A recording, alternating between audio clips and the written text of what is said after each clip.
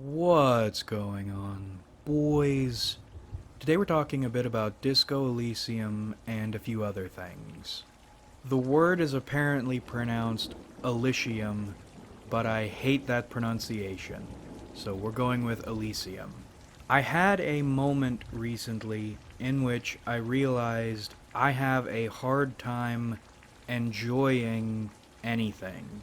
Even when I find things I enjoy, I have a hard time losing myself and enjoying whatever it is. There's almost nothing that can do that. That sandwich you're eating might taste good, but there's probably a sandwich that tastes better you don't know how to make or can't afford. And there's probably an even better sandwich that costs less and is easier to prepare. What kind of sandwich would that be? What materials would you need? What would you need to prepare it? Why would making this sandwich with a simpler process and fewer ingredients taste better than a sandwich with more ingredients and a more complicated process? You can't enjoy your sandwich, you have to think about all these things. This song is really nice and relaxing. But you know, it would probably sound better if you were living by the coast where it's nice and rainy. But what is rent like up there? What kind of job would you need to maintain that lifestyle? And if you were maintaining that lifestyle, would that maintenance detract from your ability to enjoy the song more, which is the whole reason you went out there in the first place? Moving somewhere because you think you're going to enjoy certain things more is stupid, because you've been places, and no matter where you are, you're going to end up right back in this situation. Not enjoying what's in front of you, thinking about every single other stupid, pointless, useless thing. And I realized that's why I have trouble enjoying things. My brain will not stop nagging me. There is always something else to think and worry about, and trying to suppress those thoughts makes them stronger, makes you even more unable to enjoy whatever you're trying to enjoy. So I came to the conclusion, to enjoy something, it needs to distract my noggin with a bunch of shiny, jingly keys. And the things best able to do that, for me, are games with rich worlds. If the mechanics are rich, even better. If the context in which it was created is rich, even better. If nothing purely physical can distract my mind enough to relax, I need something that will distract my mind enough. Instead of pulling at completely pointless, hypothetical, real world stress levers, whatever it is needs to present thinky levers for the symbols monkey to pull on instead. Things that are fun to think about instead of stressful and pointless. I cannot stress enough the pointlessness. Knowing that, I started playing some games. I went back through Undertale. I did a neutral run in 2015 and it left an impression on me, but I never went back and did a true pacifist run. I did that.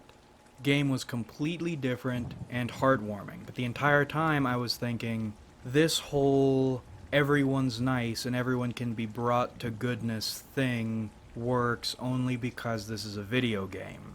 And to my surprise, it was surprising, I shouldn't be surprised, the game had an answer for that.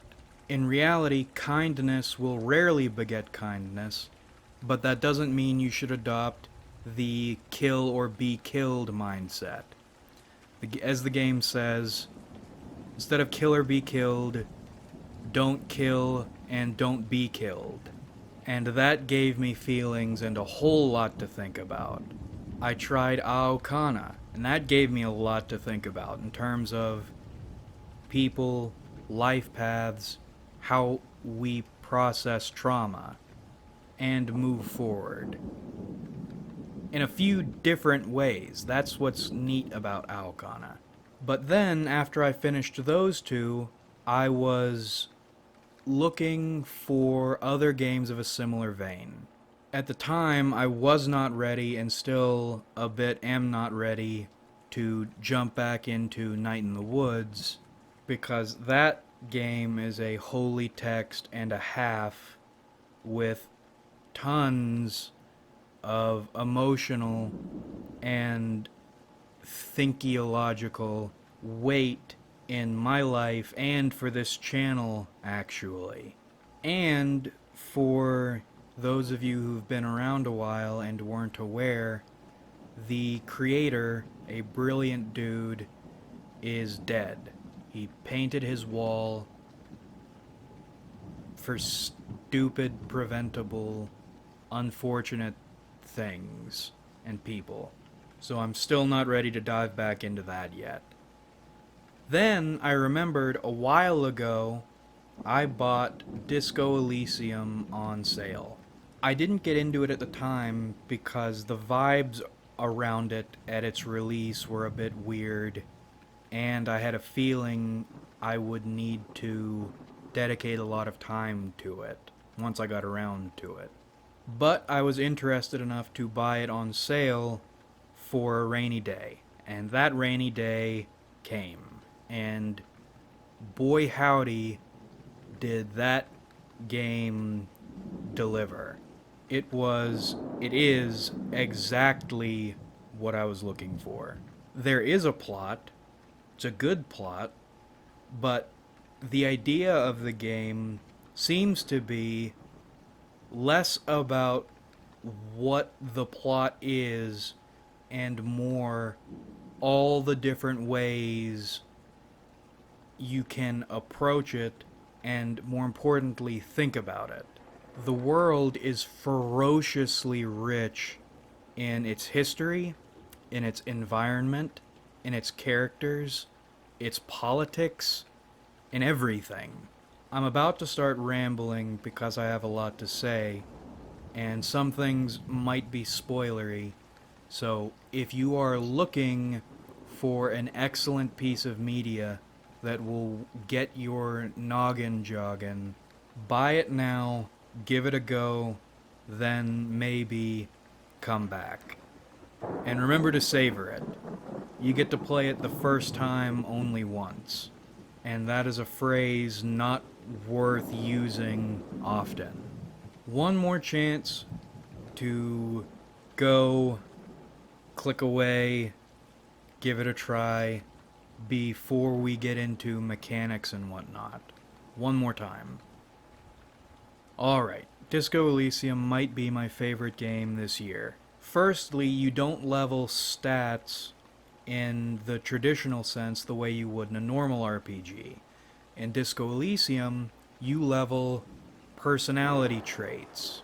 Your ability to think through a problem and maybe convince people is completely different from your ability to notice and put together pieces of evidence. You can be hyper empathetic without an ounce of drama. On the other hand, you can be someone who is hyper dramatic without an ounce of empathy. How do you feel about fear? Is it something you should stand up to and resist? Or would it benefit you more to be afraid actively and listen to your fear? You can work on understanding someone's point of view and even feel for them, feel what they're feeling, specifically to meticulously disregard what they're thinking and feeling. And the more you level these different personality traits, the more active their voices become in your head, in your internal monologue. Put no points in a personality trait and you will almost never hear that perspective in your head, meaning you'll never benefit from it. However, put too many points in a personality trait and you will always hear from that perspective in your head, and it can become so overwhelming it starts giving you bad advice. At which point, other personality traits chip in and try to convince you to do different things. Meaning, the more you develop yourself as a person, the more fine tuned, for better and for worse, or the more schizophrenic your playthrough becomes. There is tons of replay value if you like reading and chewing on all these different perspectives anyway. I do, and I leveled myself according to the traits I wanted my detective to embody and to think about. My first playthrough was really neat, and I want to talk about it, but first we're going to talk about some of the skills. You have 4 primary skill/trait trees. You have thinking, you have psychology, you have physicality, and you have motorics. These are generally, loosely, thinky stuff, feely stuff, bodily stuff, and interactivity stuff. But it's neat because they crisscross. For example, if you build into a thinker archetype, you can level more of drama, which falls under thinking. Your ability to be dramatic. There is, by itself, no emotion behind drama, but you will be able to interact better with people's emotions. In psychology or feely stuff, you have Inland Empire, which is like your inner world, your hunches. That's technically an emotional skill, and it comes across rather emo at times, but it's useful in a thinker archetype build. And if it sounds like brain and body, the 2 and 2 are separated, don't worry. In physical, you have electrochemistry. That is your appreciation of and desire for substances and physical stimulus. That thing wrecks your mind and body if you overdo it. If you don't have enough savoir-faire, which is in your motorics tree, you might not be able to talk people into or out of things, even if your rhetoric is great, which is in your thinking tree.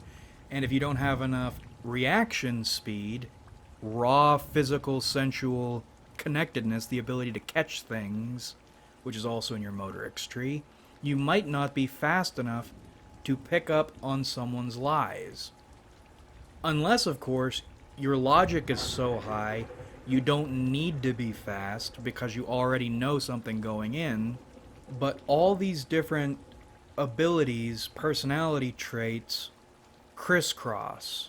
There are 1,000 different ways to skin a cat.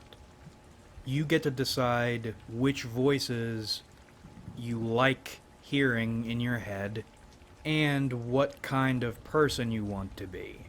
It is actual role-playing, which you do not see in many role-playing games.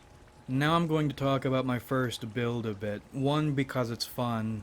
2, because some of these personality traits, their names and their concepts, are useful vocabulary for articulating human experience. It's really neat that they managed to pull that off. I went 5 thinking, 2 psychology, 3 physical, 2 motorics. My signature skill was logic, which feels a bit pretentious and even a bit bland compared to the others, but I wanted my detective to be smart enough to figure things out and argue with people. As it turns out, logic does not equal arguing well. That's rhetoric and drama. And logic by itself isn't all that useful if you can't conceptualize. Conceptualization is one of the skills. Big ideas. And while I kept leveling logic, conceptualization, drama, and encyclopedia, which is another thinking skill, ended up being more interesting and more useful in the long run. If it's your first time through, I recommend leveling Encyclopedia a bit. It gives you a lot of useful flavor text to chew on, and the world is. I'll say more about the world soon. In psychology, I leveled Inland Empire a lot, and if it's your first time playing, I recommend you make that your signature skill. Again, do whatever makes you comfortable, but in my experience and from what I've heard, having a high Inland Empire is useful practically and makes the game more interesting. You'll talk to things. If your Inland Empire is high enough, you can ask inanimate objects what they think and how they feel about things, and get answers. I leveled physical initially because I wanted my detective to be able to handle physical stuff without worrying too much, but that skill tree ended up being more interesting than I thought it would be. Not just because of electrochemistry butting in and telling you to do drugs constantly.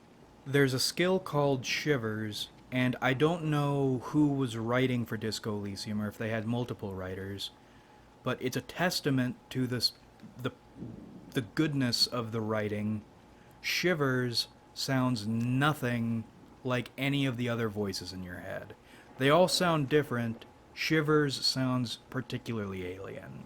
You'll occasionally get shivers up your spine, and you will connect mentally or spiritually with Revachol, the city you're in. You know the term, you can feel the pulse of your city? It's like that taken to the extreme. You know where things are. You learn things' history. You can feel rats scurrying around. You know what's happening or where, what might have happened 100 years ago, what could be happening now. It's super cryptic, but it's also insightful. When you get the shivers and you get connected on that level, you have to think about it to figure out what it means and what you should do with it. That's one of the skills I leveled mostly outside the thinking tree, besides Inland Empire and the psychology tree. The other physical skill I leveled is called Half-Light, and that is a perfect name for the brain trait it describes. It is your primordial fight or flight, your most skittish fear, and your most aggressive anger. If you level Half-Light enough, your lizard brain can get you scared enough not to do something dangerous before it gets really dangerous. It can make you so angry so quickly you can pull things off you otherwise couldn't out of this explosive anger and terrify people, prevent fights from happening out of pure rage. And you can accomplish that without leveling physical instrument, which is your actual physical ability, your standard physical ability. Now, I'm doing a Motorix run right now with no thinking, but in my first run I had very little Motorix. I didn't level anything in it because I didn't see the point. Now that I'm doing a Motorix run, I see how important it can be, and my run looks completely different. But we're talking about my first run here. My first run was a detective who specialized in thinking about stuff with an emphasis on gut feelings and instincts. And I've begun incorporating some of those personality trait words, that vocabulary, into the way I think about and articulate ideas to myself about people in the world. The traits aren't a comprehensive system for human thought, but they don't need to be. 1, because it's a game. 2, because they're interesting. 3, and most importantly, because the ones that get something right get them very right. Divide things up right. Get specific right. There's a trait called authority in the psychology tree, that I'm leveling on my second run now, and it's fascinating because it has nothing to do with how one wields authority, or to what end, at least not necessarily. It's all about needing to have control of a situation and taking control of a situation. All that stuff is the perfect role-playing platform. You can become a unique individual. Individuation. And the fact you start the game with amnesia, but not as a blank slate, is also fascinating. You have had a run of bad luck you did not handle well. You handled poorly. So poorly, in fact, you drank and drugged yourself into forgetting the basic concepts of your reality. Concepts which you reestablish slowly over time. It's neat and funny going around asking people what money is and seeing all their different reactions to money. Do they give you a literal answer? Do they talk about their experiences with money? Do they give you a political answer? If they give you a political answer, what political school of thought do they follow? And then, how do you respond to that? What do you think about money? What do you think money is?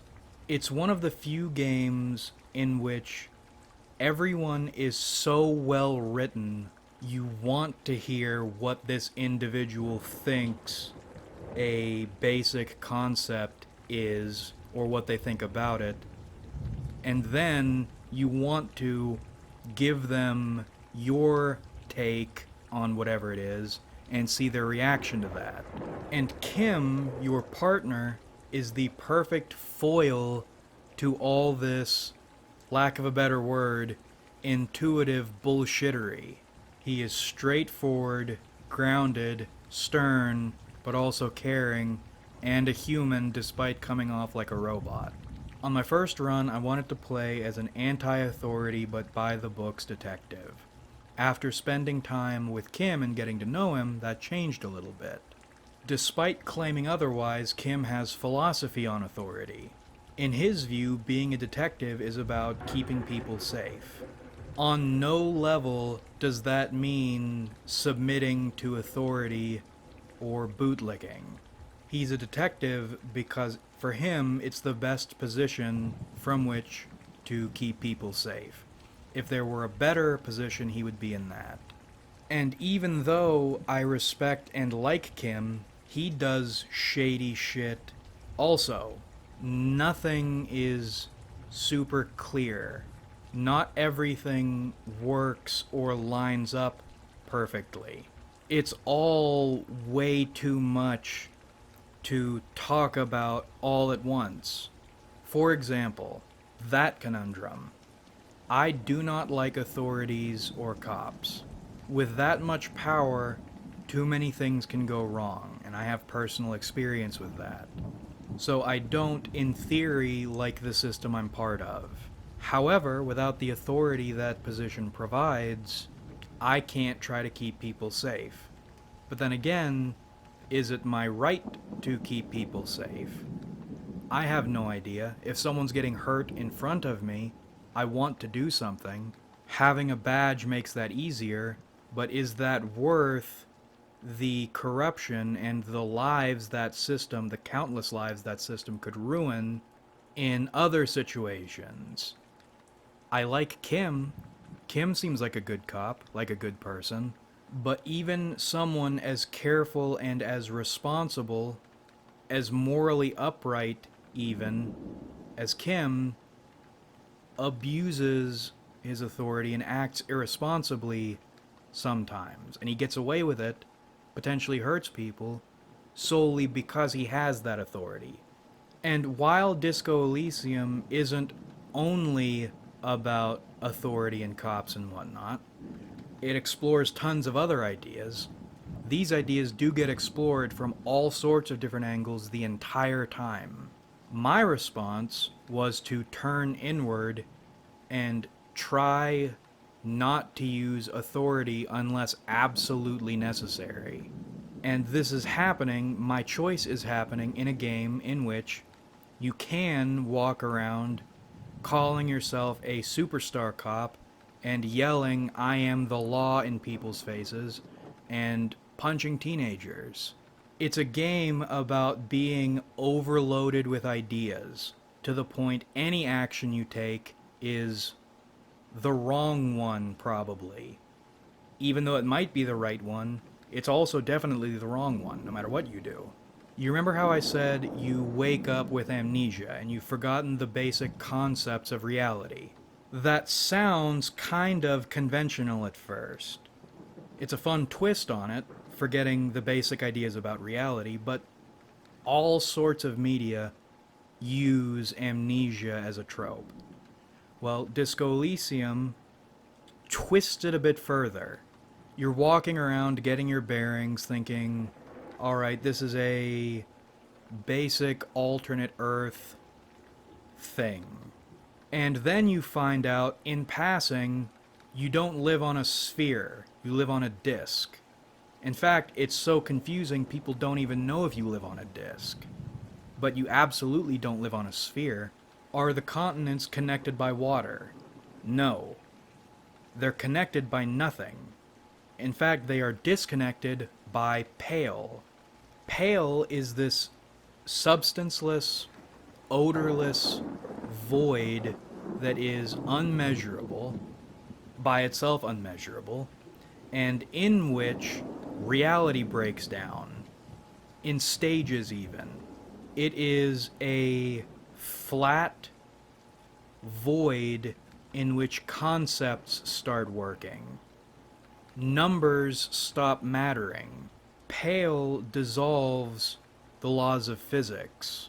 There are expensive methods you can use to impose physics on Pale for a time, so you can travel across it, but it's dangerous and you risk, besides mental damage, emotional damage, you might just stop existing. It's so neat as an idea because I haven't wrapped my mind around it, and I think that's because it's supposed to be something you can't wrap your mind around. The one that confused me, or the aspect of it that confused me, was it invalidates history, or it makes history stop mattering, like history never existed. Time breaks down in Pale. Everything breaks down in Pale. And according to theories, it's expanding. You can't measure Pale in and of itself because it's immeasurable. How do you measure something that ignores measurement? But they can measure the rate at which the Isolas, or the Isolas, are vanishing at the edges. And when you find all this out, it's an oh shit moment. Because you were assuming or presuming you're living on an alternate Earth, on a sphere. No, you're living in something completely different. And there are numerous opportunities, none of which you have to do. You can learn more about it and develop your thoughts and feelings about Pale across the game. And your mental state, or the ideas you've internalized, which is an entire mechanic, you can internalize different concepts or just leave them there. There's a difference between knowing about something and incorporating an idea into yourself. Your opinions about the Pale, the ones you internalize, completely change your outlook on everything else and open up different opportunities for you in dialogue and in problem solving. But one of the theories about what Pale is involves the idea excess human thoughts create the Pale, because apparently before humans, Pale didn't exist. Some people believe thoughts, feelings, ideologies, histories, everything about or generated from consciousness is what creates the Pale, or creates Pale. It's so funny. They even mention the article. Is it the pale or is it pale? Which my thinking that would contribute to pale in that theory. Disco Elysium is hard to pin down, but I think the overwhelming number of beliefs and ideas that are thrown at you are part of the theme.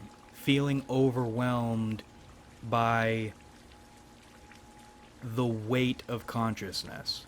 That theme ties into my first reaction to the authority question. My response to everything about the justice system in this city, in this world, was to turn away from it, turn inward, try to be as by the books as possible, as detached as possible, as neutral as possible, and as uninterfering as possible. Your detective starts the game super disco. You have terrible disco clothes and huge mutton chops. At a certain point, you get the option to shave them off. I did. They do not grow back in the about a week the game takes place. My detective lost a lot of his personal flair and character, individuality even, maybe. The game makes fun of you if you ride the fence about politics. There's one dialogue that's something like, that is a fascinating idea, and there are so many interesting things I could say, but instead I'll say nothing. What do you think? And then the crescendo of this process that was taking place across my playthrough, you start the game with this expression, this stupid smile wired on your face. You are not charismatic or pretty enough to be smiling like that. It's a running joke. And it's difficult, but eventually you can force yourself to stop smiling like an idiot all the time. And it was a kick in the balls when I finally managed to stop smiling. See, they call it the expression. The expression involves smiling, but it doesn't say smiling. Once you force yourself to stop the expression, you stop smiling. And the game says, you have stopped the expression. The symbol of the running gag your life has become is now gone. A sad, tired old man looks back at you in the mirror. And for the rest of the game, you don't smile. And at that point, there was this moment of realization. What have I turned myself into? I am so terrified of doing the wrong thing, believing the wrong things, looking foolish, failing. I've gotten rid of any semblance of personality and life I had, and now I am nothing but a sad, tired old man with nothing else. And that was a lot to think about. One of the neat things about Disco Elysium is you are not expected to win all the time. In fact, if you succeed at certain points, you get locked out of things you would have gotten, seen, or experienced if you had failed. At certain moments, you benefit and have more fun more with failure than you do with success. And it's not just failure can be fun or failure is a teacher. No, failing is a net positive for you at some moments. Disco Elysium bombards you with existential questions. And I think the answer is to participate. The answer is not figuring out what is right or wrong. The answer is figuring out what you believe and why you believe it, and knowing what the consequences of your believing it will be. No matter what you believe, there will be consequences. If you try to believe and do nothing, your consequence will be fading into gray nothingness. I'll say it again, there is too much to talk about, and if I tried, I would need a lot of note cards, firstly. But that isn't what I should do. What you should do is play it. Try it. It's neat because you don't need to be a hardcore gamer to enjoy it. You can play it all with a mouse, not even mouse and keyboard if I'm not mistaken. You can play the entire game with just your mouse. And while I added a spoiler warning, would you believe I didn't once mention the main plot? I didn't even mention any of the side plots. I mentioned a handful of small but meaningful interactions. Disco Elysium gave me so much to think about. I could exist in that moment. And now that I'm done with it, that world is still existing in my noggin. If you have a hard time enjoying things without ideas to chew on, wholeheartedly recommend it. And seriously, savor it. I don't know of another game like it, and I don't know when we'll get anything else like it.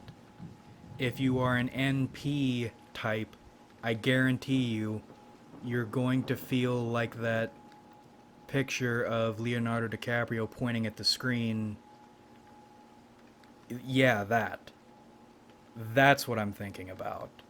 But that about rippity wraps this one up. I hope you enjoyed watching, because I certainly enjoyed making it. I cannot get over how great this game is, and how good of a boy Kim is. Like if you enjoyed, because that helps me out a lot. Subscribe if you haven't, because we do this shit sometimes, and comment your thoughts, because I love hearing from you. I forgot to mention, too, your sobriety or lack of sobriety is a bit of a mechanic, and they do alcoholism justice. I have not played a game with that accurate a representation of alcoholism ever. But thanks again for watching, everybody. Really, we have a lot of fun on this channel. So much fun, in fact, you can fill your water bottle up with it and drink it, because water tastes nice. And that's so much we have on this channel, and I look forward to doing this with you guys again in the future.